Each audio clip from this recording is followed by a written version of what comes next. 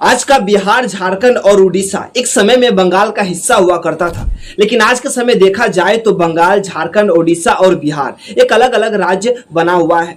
तो यहाँ एक प्रश्न उठता है कि आखिर इन सभी में बंटवारा कैसे हुआ। इन्हीं प्रश्नों का जवाब आज की इस वीडियो में हम लोग जानेंगे।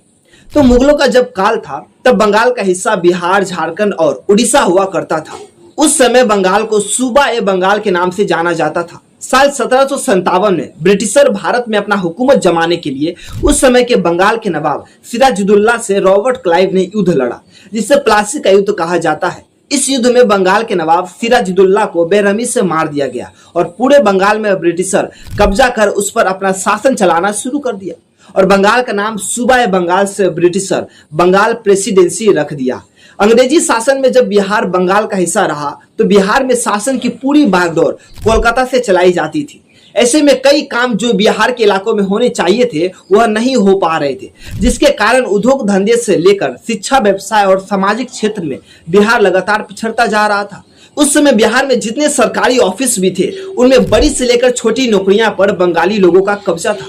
ऐसे में बिहार के लोगों को अपना चिंता सताने लगा और इसी के चलते बंगाल से बिहार को अलग करने की मांग उठ गई और सालों की कड़ी मशक्कत के बाद 12 दिसंबर 1911 को बिहार को अलग राज्य का दर्जा अंग्रेजों से मिल गया और 22 मार्च 1912 को बिहार एक अलग राज्य के रूप में स्थापित हुआ, जिसकी राजधानी पटना घोषित की गई।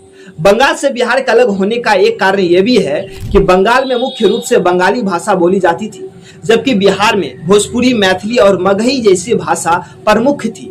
इन भाषाई विभिन्नताओं के कारण दोनों क्षेत्रों के लोग एक दूसरे से भिन्न महसूस करने लगे थे।